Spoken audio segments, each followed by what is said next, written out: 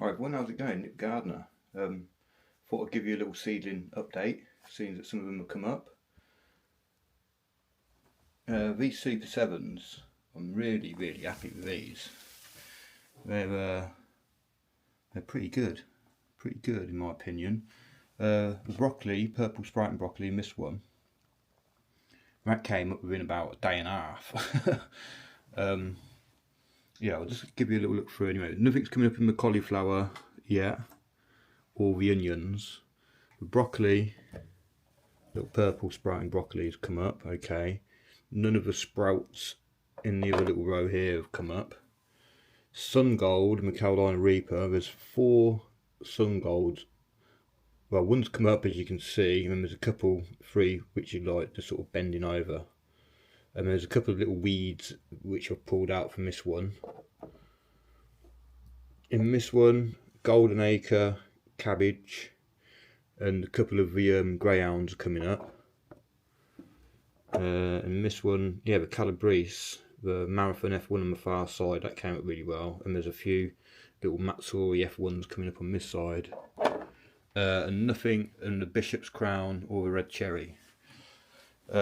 I put the light on now to 25%, which is only 37.5 watts.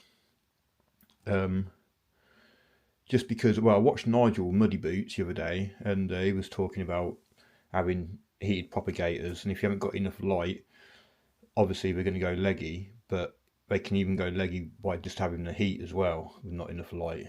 So I thought I'd put the light on, and I'll rearrange the room a little bit so I can get this unit a little bit closer to the window for natural light as well.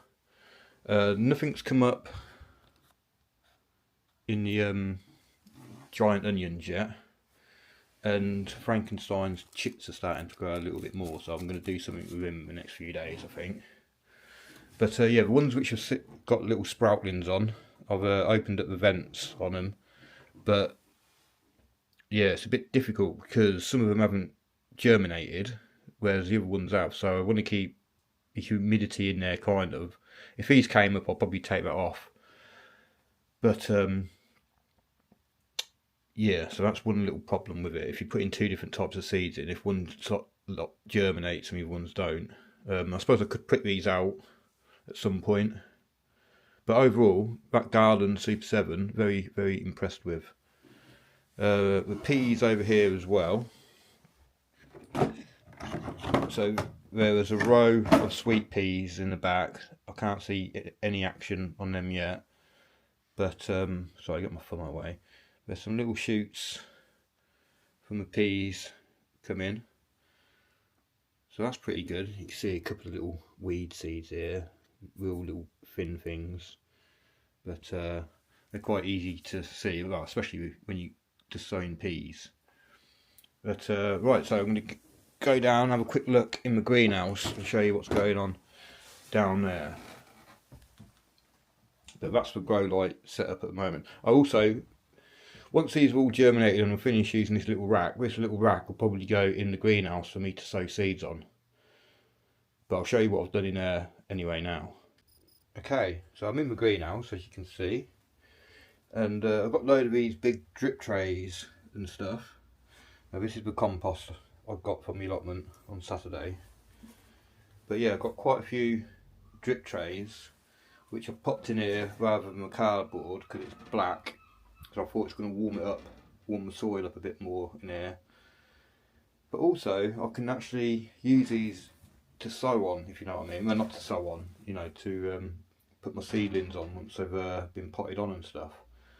Like I said, I've got my little tray what's up in the window up there. You can just see my little light set up in the bedroom just there. I can use that little frame in here eventually.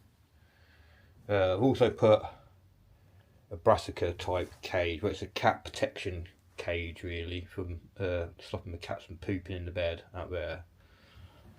But yeah, what I did at last greenhouse, I used these, I put some pots underneath them to lift them up off the floor so it wouldn't get too cold, and then I popped my seedlings on them. So I could just do that. If not, what I'm thinking of doing is, because I've got wooden sleepers, what the greenhouse is resting on, could put a post up in that corner, make a little frame, say up to where this little join is here in this corner, well up to there, and have a little drop down table sort of thing on hinges, and have some little legs on, so I could have this little area here as a potting on table. So that's my plan. When I was clearing out the greenhouse, I found a Troy onion, which was very, very small. So here's what Mike gave me a couple of years, well, about a year ago. He sent me a load of sets, and they grew really well, and they're a really nice onion. So when I harvested and popped them all in the greenhouse to dry out, this one must have rolled off the table and fell on the floor, and everyone's missed it apart from me when I was clearing out the greenhouse.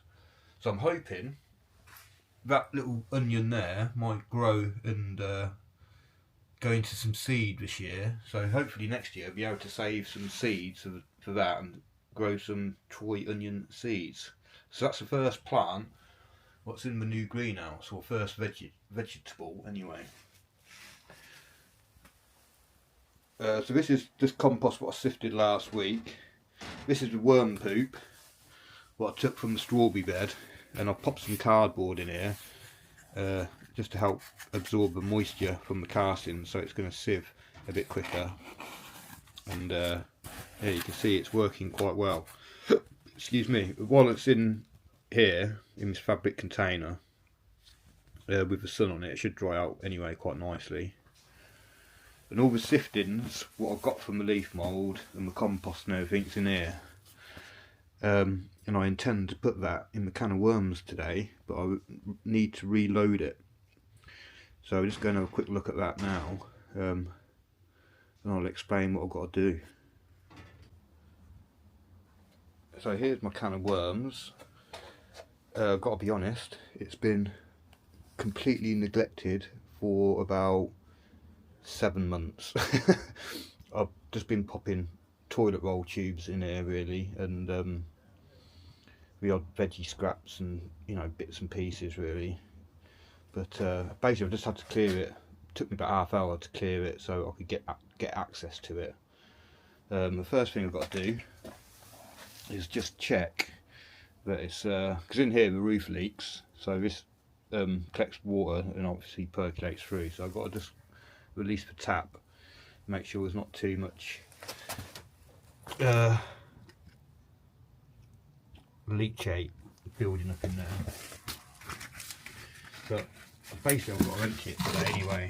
Well, not empty it, so I move it. So I'm not sure how much it's going to be. It hasn't rained too much lately, but it's been maybe a month since I last emptied this out, so is it going to fill a bottle?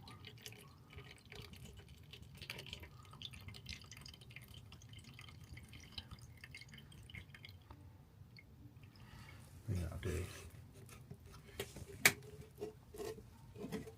I might do pour that in the greenhouse, get the soil livened up a bit.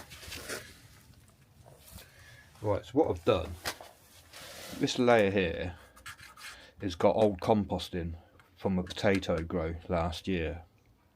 I wasn't sure what to do with compost, so I added it into here to try and revitalise it. So there shouldn't be many worms in there, but there probably will be. In this one here, there is compost and stuff from the allotment, which I started it with. And this one is where I've been adding all the kitchen scraps and cardboard and stuff like that to it. So we'll have a quick look, see what it's looking like. Mind you, I haven't looked in here for quite a while, so I don't know what to expect. But there's quite a few worms on the lid here. Quite a few little babies. I'm just going to move that into the shade a bit. It's not mega sunny here today or anything, but yeah, I just don't like the light. So yeah, got some carrots trying to grow by the looks of it. There's some worms on top here. So I haven't fluffed this up or anything ever since I've had it here, so it just goes to show how easy it is to look after worms. But yeah, I mean, I've just been chucking whole carrots in, which I obviously didn't eat and were starting to go off. Plenty of eggshells, which you should really crush up your eggshells so worms can use it as grit for their gizzards and stuff, because I don't have no teeth. But because I add bits of soil and stuff like that into this, there's always plenty of grit in it. Yeah, so what I need to do basically, I'm not going to go, look, there's a few worms there, look, a bit of egg carton. But yeah, just give it a little bit of a spread around, because this is getting almost, well, it's not full, but it's getting quite full. I mean, it wouldn't be, you know, look at the size of these carrots and stuff in there. Yeah, so if you want to know how to look after worms properly, go check out Sandra, Peggy, AJ, Patrick. I'll put links to all the channels I've mentioned in the description. But this is like the lazy way. I just lob everything in, don't blend it, don't freeze it, just chuck it all in, and worms will sort it out eventually. Right, so what I'm going to do today is I need to lift these off. I need to be careful there's no worms travelling in between, so don't want to squash them. Just need to get some recycling boxes or something to stand them on. Okay, I'm just going to lift this top one off. Can you see if there's many worms dangling from there? I'm going to pop it on there so I don't squash any, and I'll just give you a look in here. So yeah, there's quite a few worms in there really. That's quite a good sign. I mean, that's probably almost finished, but that's going to be the new bottom layer shortly. I'll just pick that one up, pop it on top of this one for a minute, and we'll have a look, see what the bottom layer is like. Like I say, there shouldn't be much worms in that one because it's only used compost from the potatoes from last year. How many worms dangling? Oh, there's quite a few worms in that bottom one actually. Looks like there's an earthworm as well. Let's have a little look. Yeah, there's a few worms in there. So what I'm probably going to do with this is pop it into some sort of fabric container, let it dry out a bit, and then probably plant some more potatoes in it and see what happens. We'll do like some sort of comparison to see what happens with that compared to normal compost. So yeah, this is what I need to do now, is empty this one out, get it into a trug, and then put the others back on and empty the leaf mould and that back into this one. Oh,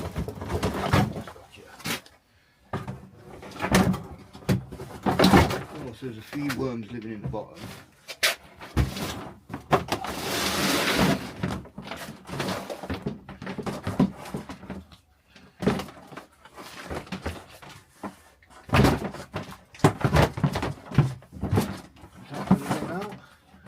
Bit clumpy, just need to go and get a fork. Oh yeah, there's quite a few worms in here actually. Right, so I wanted to actually relocate this worm bin, so I'm going to put it by the back door so I can keep a better eye on it. Like I say, out here is out of sight, out of mind sort of thing. That can go on there. Just bring you in for a closer look on here. Yeah, so there's a few red wrigglers in there. But not too many. But with this kind of work, apparently they can climb up this little cone and get back in at the top, which is quite good, so I don't die. Or at least I've got a bit to get out the moisture if need be. There's lots of these little white worms everywhere. I'm not sure what they are, probably pot worms. Never really had them in the bin before, but shouldn't be a problem. I think a load of that came out in the liquid actually. Have a look in there. Yeah, there's a load of them worms in the liquid. I don't know, Sandra or Peggy, if you know if it's safe to put that into the greenhouse compost, or Patrick, you let me know, or AJ, give us a shout. I'm not 100% sure. Like I say, I've never really had them, but I've been chucking so many big bits of carrot and what have you in there, and I'm not surprised it's full of maggots and all sorts. But yeah, perhaps give that a little. Well, I don't know whether to give it a swirl around towards popworms. I might just leave it until someone gives me a bit of advice. But they'll probably just die off in there anyway at some point. Right, so I'm going to move this down by the back door then. Can I lift it? Oh, I can lift it all out. Let's go.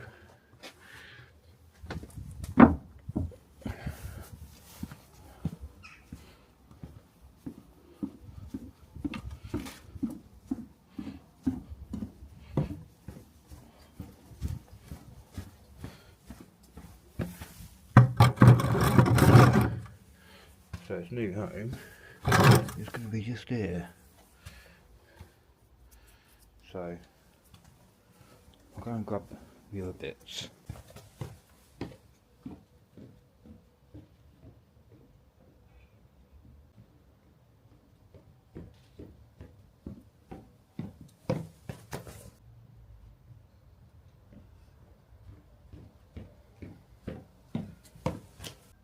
So that's got the empty one on in the middle. Go and grab the siftings from the compost, the leaf mould, and the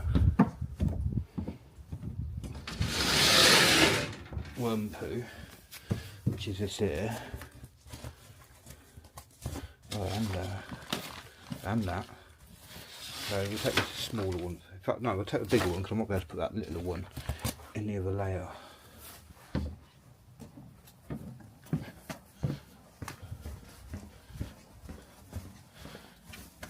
So let's have a little look in here. There's quite a few worms, but there's loads of half broken down leaves and stuff. And I think the worms are really going to like that. So hopefully get all of that. Oh, there might be a bit too much. Don't spill it. A little bit more. I think that'll squish down. I've got the other layer on top.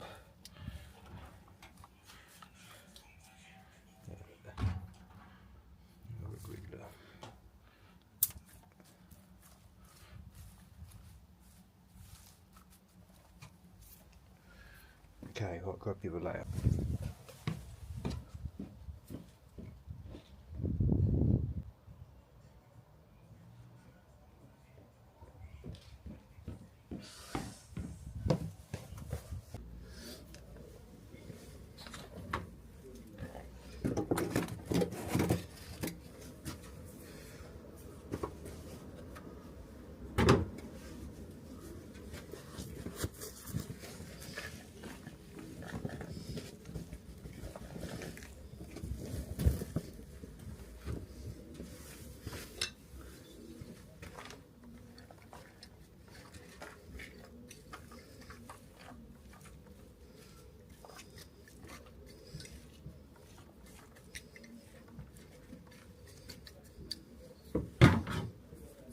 Right, I need to go and grab the lid now.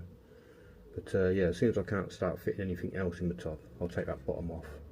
The other bag of compost what I took out of here from the bottom, the rejuvenated compost, which I'll use for potatoes, is in a bag in the greenhouse.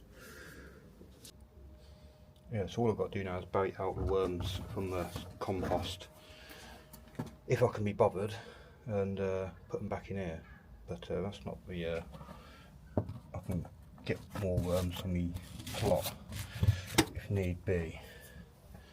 So yes, that's relocated the can of worms to my back door, so now I can just quickly throw any kitchen scraps in rather than have to go, you know, away up to the end of the garden down there and into the shed. But it should be alright here. It's not in direct sun.